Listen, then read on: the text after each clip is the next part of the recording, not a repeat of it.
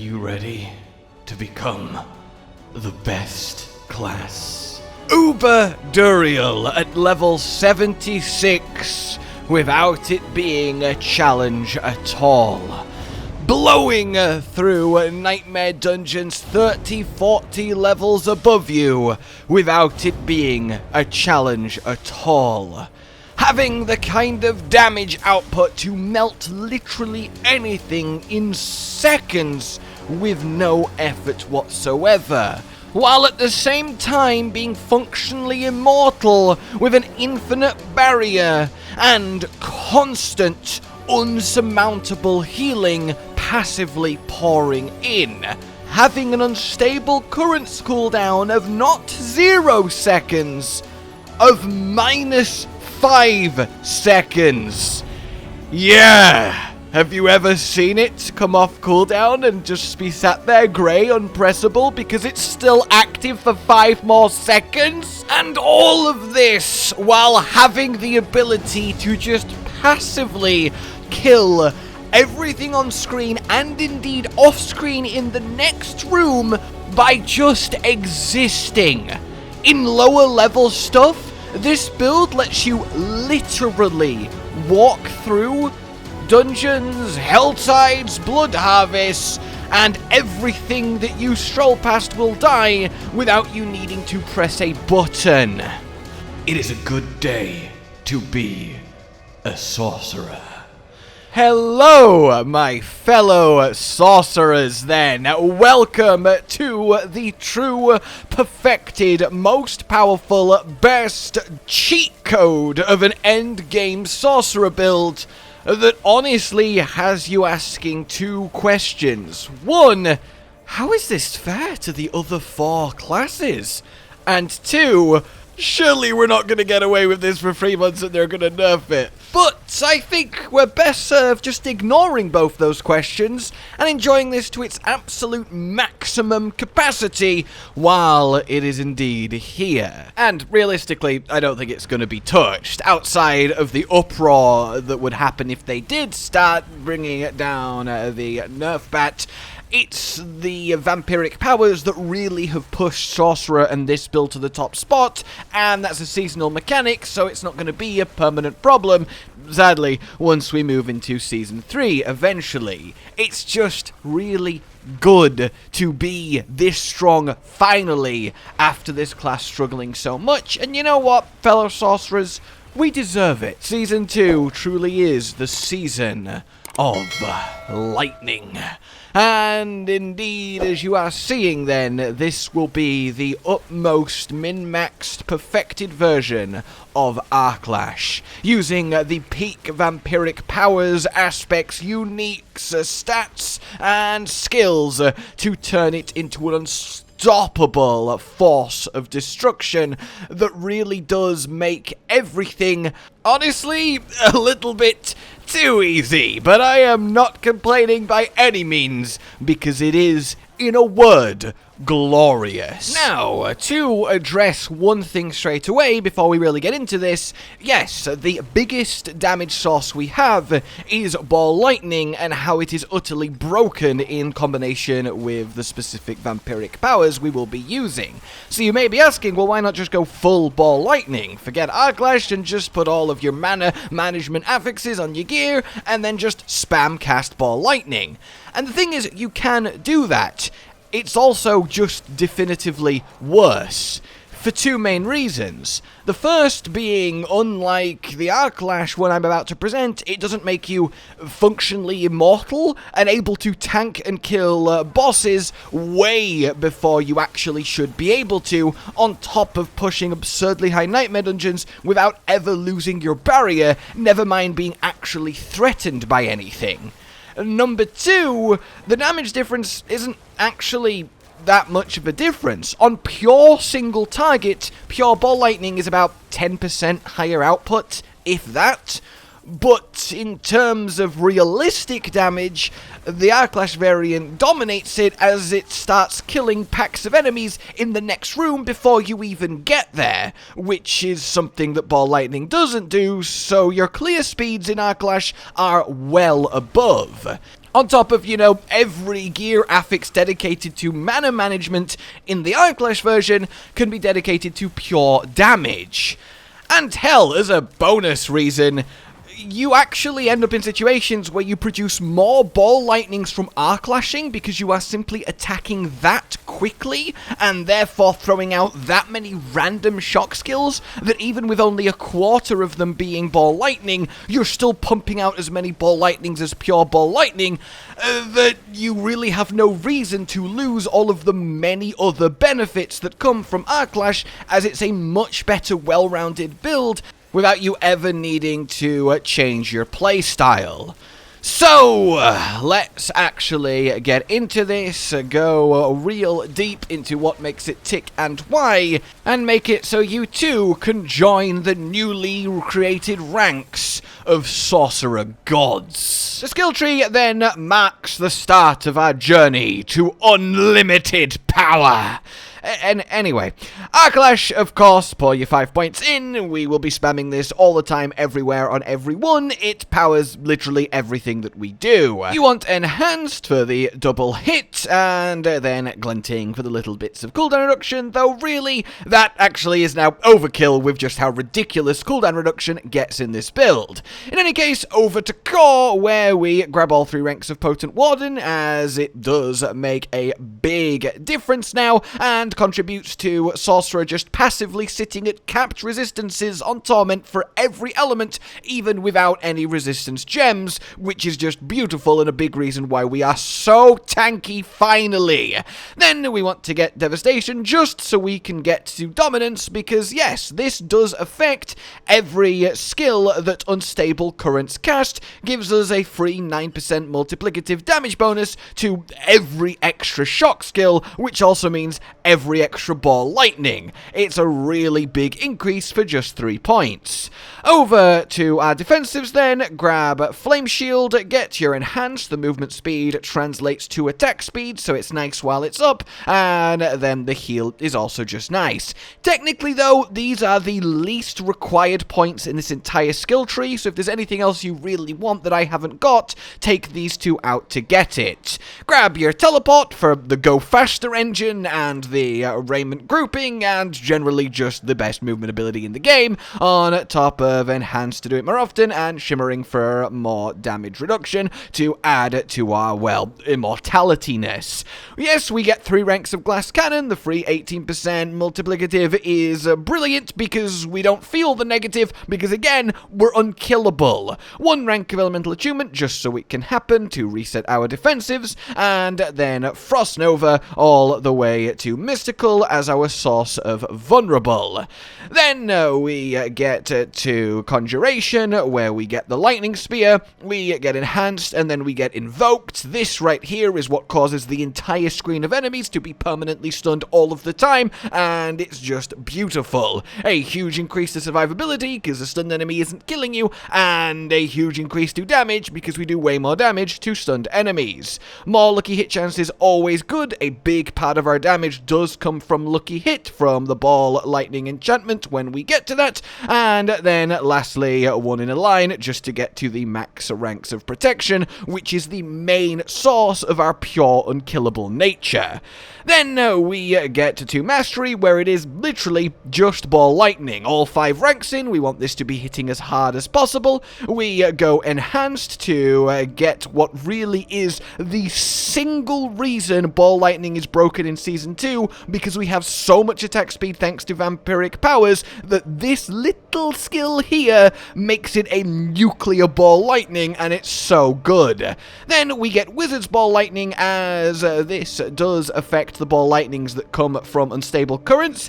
It doesn't affect the ball lightnings that come from the Ball Lightning enchantment, which is our first enchantment, but that's still okay because we get enough ball lightnings from Unstable Unstable Currents in this complete version of the build that it sorts out our entire supply of crackling energy. Then we go down to the ultimate, get the main Unstable Currents, the source of everything potent that goes on here, and then grab the Prime for even more ridiculous attack speed, and the Supreme so we can have that infinite crackling energy pulsing even faster. And given that this build has permanent Unstable Currents uptime, that means we have permanent faster pulsing crackling energy, AoE cleaving down everything around us just passively while, you know, giving us huge CDR too. It's kinda silly this being active just forever. Then we move on, just get 1 ranking causing currents to get to the other 2. We don't need 3 anymore as we have so much crit chance by this point that it's just kind of a waste. It just doesn't get to do anything meaningful. Electrocution to make everyone hit us less hard. This will always be on because we're critting all the time and it's really good survivability. And then lastly, Conduction for just clear speed, move faster, but also movement speed equals attack speed equals damage in the biggest of ways in this build. The key passive of choice then is of course Overflowing Energy, just to get that extra little bit of cooldown reduction, but also the hit one additional enemy damage wise is really nice. A huge chunk of our output does come from the crackling energy just pulsing constantly in this build, and it's really underappreciated how much of a difference that makes, and it's one of the reasons this really does have a lot more going for it than pure ball lightning. For our second enchantment slot, this is where things get a little bit fun and different because we actually go for Frost Nova. So this means that our conjuration skills, when they hit someone, have that lucky hit chance to unleash a Frost Nova, which means when we have our lightning spear flying around, the one that we cast ourselves and the billion of them that come from Unstable Currents swirling all over the screen going into the next room, they're passing through everyone and blasting them with Frost Novas, which locks them down, makes them take more damage from aspect of control and the like, and then also vulnerables them for us. And with the ball lightning enchantment and the lightning spear that triggered it, it drops a ball lightning on top of the now frozen vulnerable pack of enemies miles away from you, shredding them without you even needing to think about it. It's just a really good chain of Frost Novas everywhere all of the time, and is by far the best use of that second enchantment slot that at least I have found. So that is our skills and enchantment on lock. Let's move on then to generally what are you actually aiming to do here? Well, like last time, it's very simple. We just want to be arc-lashing people as much as possible, except now it just plays so fast that unless you are doing one of the unique bosses, we don't really need to stand still. We just want to be constantly moving, arc-lashing a little bit, moving, arc-lashing a little bit, letting the ball lightnings that are surging do the work, just putting it on a little bit, dodge a few little swipes, dodge a few little swipes, dodge, and just let it slowly, well, I say slowly, incredibly quickly, do its work and kill people. Fire off your extra lightning spear on cooldown, use your Frost Nova to maintain vulnerable on whatever it is you're fighting, and then teleport to just go as fast as possible, and group people with Raiment when you do get it, and then Flame Shield being your ultimate emergency button. It really is kind of that straightforward. And honestly, a lot of the time when you have like an event like this, you can just stand in the center and then just attack the air, and you see how all of the lightning spears are just doing the work. We don't actually have to move, because why put in more effort than we need to? It just sort of passively kills everything, and if anything does actually get to us, well then it just dies, and then we've already got Unstable Currents back, and it's just so powerful. Oh, it's so funny. And then as soon as the ball lightnings get on top, well, it gets deleted. It really is that comfortable and easy to play. And because this is permanently up, which means we permanently have ball lightnings going around us, which means they are permanently triggering the wizards for the crackling energy, we will always have a huge supply of crackling energy around us, which you can then go grab to keep it topped up. But also you don't really need to keep it topped up because Unstable Currents is always up and always pulsing, though grabbing them is nice because of a bit of gear that we will get to. Lastly, let's talk about why this is literally an unkillable way to play Sorcerer that makes it so hard for you to die. So because the extra shock skills that come out of Unstable Currents count as us casting them, it lets us do fun things like get the extra 9% damage from Elemental Dominance. It lets us do fun things like have Elementalist Aspect for more crit chance because we count as casting them, and because we're always on full mana because we're only eye clashing, this applies to every single skill that comes out of Unstable Currents. But defensively, it's even more absurd because of this. When we use a cooldown, we get a barrier for 30% of our health, and it's our maximum health, which means we can pump our maximum health with affixes to make this even stronger. So what counts as a cooldown? Well, obviously everything with a cooldown. And one of the random shock skills that Unstable Currents can cast is, of course, Lightning Spear, which counts as a cooldown. So if I just do it normally, then yeah, we get our nice healthy barrier.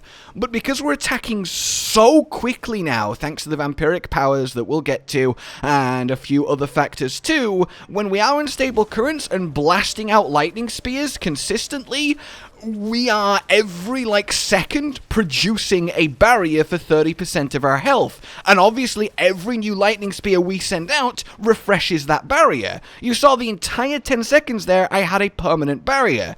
Which means whatever is killing you has to be able to do more than 30% of your health every sort of half second or less in order to actually lower your health. Which is, as you can imagine, ridiculous on top of, having full resist now, on top of everything else we have going for us, including something else very specific that we will get to. So the bottom line here then is, with permanent Unstable Currents uptime, we are permanently, absolutely annihilating everything while permanently having a barrier that enemies just cannot get through, so we're immortal. It's this unbelievable combination that is quite literally, as I said, probably too good, but hey, let's enjoy it, because damn it, we have earned it after 4 months of being pathetic. So let's actually talk gear, affixes, aspects, uniques, and all of that good stuff. For your regular legendary aspects, we want this. Overwhelming Currents. This is your single most important aspect. You want it as high as possible. I really want to get a 20% one, but for now 18 isn't bad. This basically just means 20% more ball lightnings and Unstable Currents. That is amazing. That's just a 20% damage increase to the build, and honestly 20% more lightning spears is also really, really good. The lightning spears are what surges into the next room in a nightmare dungeon and starts just killing everything there for you, and the mass army of lightning spears is one of the reasons that Arclash, with its ability to produce way more of them, does outperform across a general flow of gameplay the pure ball lightning version. Then we want this, the more damage while you have a barrier up. As we've just talked about, you permanently have a barrier up, which means it's a permanent huge increase. I'm really sad I don't have a better roll than almost a minimum one. Then we want, as I shared, Elementalist. This is just pure crit chance on everything that comes out of Unstable Currents, which is, 90% of our well, a little bit less than that. The crackling energy is a decent portion, but you get what I'm saying. It means every ball lightning, lightning spear, chain lightning, and charge bolts is nearing 100% crit chance. It's very, very good.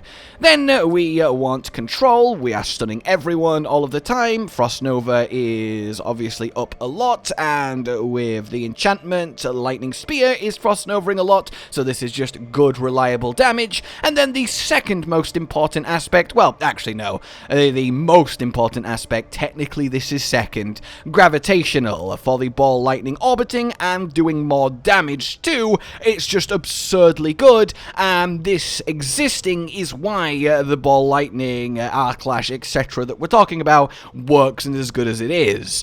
Vampiric powers give it the damage, but this gives it the mechanical flexibility to actually be applied, because even if ball lightning was so strong, if it was flying off in a random direction like it normally does, it still would be pretty bad. So yes, make sure you've got your gravitational. On the defensive side of things then, you want to have your might for your just permanent 20% damage reduction. Obviously, that's really good when we are clashing. This just exists constantly. You also want your disobedience as high as you can get it, and the armor stacking is really, really good. Then, finally, you want ever living so that vulnerable enemies do less damage to you. Now, you only want this if you are trying to do something challenging, like beating Duriel early on. If you're just generally farming, etc., you don't need this. It's a little bit overkill, so instead do Shared Misery, so your freezes and your stuns get spread around the room even easier,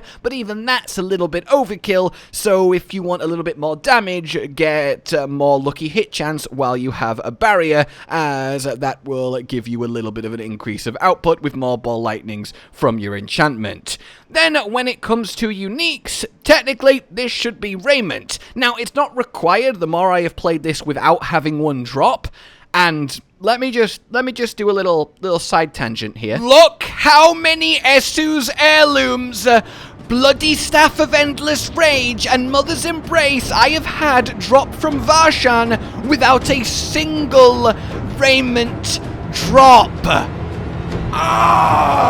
In any case, it is nice to have, and if you do have Raiment, yeah, whack it on. Unless you're doing something like Duriel or a single target boss, then it's kind of not really necessary. Put on more defensives in the form of, yes, Disobedience or Might or just the extra defensive affixes, but for general clearing, grinding legendaries, XP, etc., then yeah, you want your Raiment on, and in which case you want to move your Disobedience to a different piece of armor, because that's still very much worth having. Then you also want yourself technically in the helmet. Shaco is the way to go, but that applies to nearly everyone and everything, so don't worry about it too much. Godslayer Crown is also a good choice, but again, not required. Then we go to the two uniques that really do make a big difference. The first, and I can't believe I'm saying this, is Esidora's Overflowing Cameo. Thanks to the buffs this got and the changes to its affixes, it's shockingly perfect for this build now. The cooldown reduction is obviously excellent. The movement speed is obviously excellent. That translates to attack speed, translates to damage, and just, you know, moving faster is clearing faster. And the crackling energy damage is really significant too. It makes a huge bump to our already really powerful crackling energy. And yeah, the little Nova that does come out when you grab your crackling energy that your Unstable Currents Ball Lightning is spamming all over the place is definitely a nice little pop of damage, but chiefly the affixes here are just so incredible that it's hard to pass it up. Technically speaking, if you had a perfect necklace that had movement speed, had cooldown reduction, had ranks of defensive skills, or another really good affix, you technically can move Overwhelming Currents to your necklace slot in order to get it happening even more, and then with your now free aspect slot, put in Rapid for basic attack speed, which you might be thinking is weirdly missing here, but we actually have so much attack speed from other sources now that we don't need to put on the Rapid aspect. Either way though, Esidora's is just really solid in everything that it does, and it is, as I say, surprisingly potent here. Lastly then, our boots, and I do mean plural because there is two options depending on the content you're doing. First and foremost, Flicker Step, our new unique that means when we evade through enemies, we reduce the cooldown of Unstable Currents. This means when you dodge through a pack of enemies clearing a nightmare dungeon, we lop 10 seconds, because there'll probably be at least 3 enemies, off Unstable Currents. That is how we get to the point where Unstable Currents is off cooldown, despite Unstable Currents not having finished yet. This is ridiculous, and when you're farming Nightmare Dungeons, Helltides, Blood Harvests, this is what you want on, as you are constantly facing huge packs of mobs, and it means you permanently have Unstable Currents for them, and it just makes life, well, very, very easy. The movement speed is nice too, the damage reduction is also fine. Ultimate skill damage sadly doesn't actually affect the shock skills coming out of Unstable Currents, and all stats is whatever, but yeah, the pure cooldown reduction cannot be understated. If you are facing mass amounts of enemies, Flicker Step is the way to go. It is the Nightmare Dungeon King. However, when you are facing bosses like Duriel, when you want single target damage, technically the boss at the end of a Nightmare Dungeon, you want to whack on Esu's Heirloom because the critical strike chance coupled with the critical strike damage is much better. It will give you much higher single target damage output, which is needed in those situations, and you will still have permanent unstable currents because against a single target you can just sit there spamming Arclash all day, which will lower the cooldown of unstable currents enough to use it consistently. You can't do that against random normal trash enemies because they die too quickly to get enough Arclashes to reduce unstable currents enough, thanks to the vampiric powers, to make it worth it. The TLDR here is big single enemy large health pool, Esu's Heirloom, lots of enemies, low health pool, Flicker Step, and then you will be good to go. So, let's actually look at those vampiric powers then. The core 4 remain the same, they are non-negotiable, they are just monstrously good together, and quite literally the reason why Sorcerer is on top now with Arclash, Unstable Currents, Ball Lightning, etc. Anticipation, just for another 20% cooldown reduction of Unstable Currents. You can't really say no to that, it's just ridiculously good, even if the ultimate skill damage doesn't actually, again, affect the shock skills cast. Then we want Hectic. This is what means when you have Esu's Heirloom on for a boss, you still get unstable currents off cooldown consistently, as it really makes a huge difference. Now, technically speaking, if you are doing Nightmare Dungeons with Flicker Step on, you don't actually need this, because you probably won't be casting Arclash enough to justify it, because things will just be dying too quickly with the permanent unstable currents uptime annihilating everything. So you can swap it out for something like Dominance, just to have essentially an extra aspect of control for more damage. I like to leave it on just because it's simpler and I am focusing on farming the bosses as hard as possible at the moment. Then we have Moonrise. The attack speed is amazing for Arclash and spawning as many lightning spears as Wall Lightnings as possible, and of course the 160% multiplicative damage increase to Arclash cannot be understated. It really does feel like that's going, like, under the radar. This makes Arclash hit so hard. It's insane how much damage Arclash does when you are in that vampiric rage. And the movement speed also translates to more attack speed and then for damage, so that is really good too. But seriously, Moonrise Arclash is potent, even if the attack speed wasn't there, which is also really good and would be worth using by itself. And then lastly, Ravenous, that major attack speed steroid based on your movement speed. I just have a pure 60% and the movement speed cap is 200%, which means the attack speed cap from this is 80%. This is up permanently as we are hitting so much so often, the lucky hit is always triggered, and it just basically means 60% more shock skills out of your permanently open stable currents, which I don't need to explain to you, is a ginormous damage increase. This thing is busted. Your last slot then, Undying. So, hear me out here. This is low-key broken. Casting skills heals you for 3% of your life. You know what counts as casting a skill? An Arclash swipe. An Arclash heals you for 3% of your life. We are doing maybe 20 Arclashes in a second when everything is active, which is like healing for 60% of your health a second. Undying is right. On top of the permanent barrier from unstable currents, protection, and the lightning spears it summons, this means that if you ever do take actual health damage, you just immediately heal back up to full. And it is one of the reasons that lets you do Duriel so early on, as soon as you get this properly online. Now, it is overkill, again, against Nightmare Dungeons, farming XP, doing content your level, etc., etc., so you can swap it out, and I would recommend swapping it out for Metamorphosis, as it's just a really nice ability, the extra dodge range, the unstoppable, and because ideally, eventually, the last thing that you do want in your leg slot is the new unique that gives you a big damage amp when you are unstoppable. So once you get that, well, you do want Metamorphosis in instead of either Undying or Hectic, with your domination taking the place of the other one depending on the content you're doing. So to put it simply, if you had Tybalt's Will and you are doing a boss, then you want to get rid of Undying and put Metamorphosis in. If you have Tybalt's Will and you are doing nightmare dungeons, lots of enemies, then you want to get rid of both Undying and Hectic and put Metamorphosis and Domination in. That is your two setups, depending on, again, what it is you're actually trying to kill. So, let's talk affixes then. What stats are you actually aiming for? It's really quite straightforward. Your number one is crit chance. After that, it is lucky hit chance. Then it is critical strike damage. It is lightning critical strike damage. Then it is attack speed.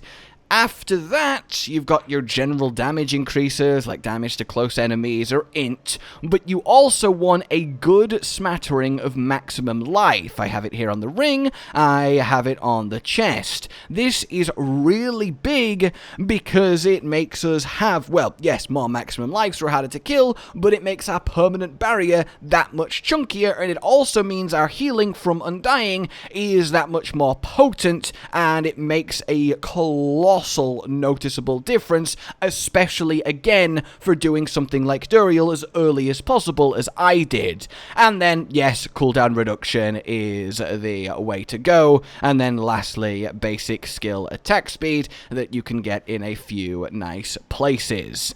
This will leave you in a really nice situation. I've got about 70% crit chance, thanks to Elementalist as well, on everything that I do. The attack speed goes crazy. We are nearly full cap resistance to every element, and our cooldown reduction is over the 30% mark, which is where it needs to be, with the lucky hit chance getting to 50%, which is also where it wants to be, and then you want your movement speed to also be at about 150% as a minimum.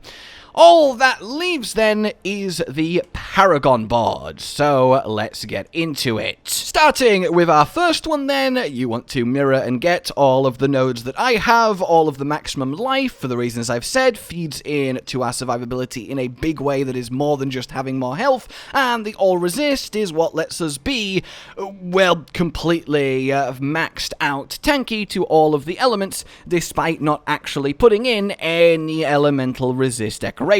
And I should say, I imagine you saw them, but yes, put max health in your armor, put armor in your jewelry, and put crit damage to vulnerable enemies in your weapons. In any case, back to our Paragon then, we want to go up from here, get our first glyph slot, and grab the two rare nodes too, and our first glyph then is going to be reinforced. It does need to get a larger radius to actually get enough willpower to activate it, but once you do, as we permanently have a barrier from Permanent Unstable Currents with all the lightning spears, this is just a permanent 15% damage reduction, while also giving us a massive amount more of non-physical damage, element resist, and intelligence. This is really nice here. Then we move up, and we want to get our next board in this orientation. It is the Enchantment Master board, and you want to go immediately up and right, grab the two rare nodes, get as much non-physical damage as possible, get your second glyph slot, where we will be putting Destruction for the extra crit damage. Again, this needs a larger radius to get the extra bonus, which is even more damage, but we are critting all the time with everything, so this is a huge increase.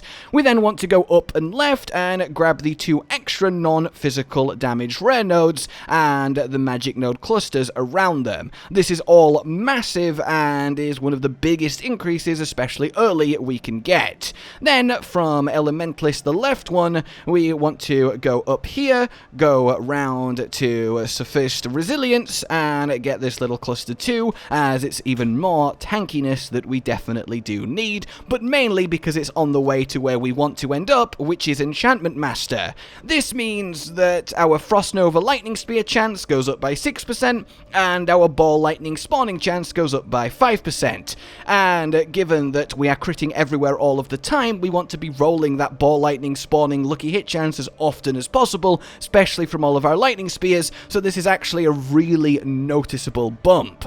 Then, for now, afterwards, we go right from the Glyph cluster into our next board, which is the Ceaseless Conduit board. Initially, go down in order to get to the Glyph slot and the rare nodes around it, grab said rare nodes around it, more lightning damage and intelligence, that is really nice, and your Glyph here is Adept for the increased size of your Ball Lightning. You always want this on, and just the increased mastery skill damage is big for it too, because Ball Lightning is our largest single source of damage, so yeah, evidently this is incredible. Then we want to head straight up, go around here, get the crackling energy damage, which is, as I say, a big factor too, and the magic nodes around it. Then we head over to the right and get a little bit more damage resistance, though you don't need to get this cluster, at least not early. This is your optional one if you want more points to go further elsewhere.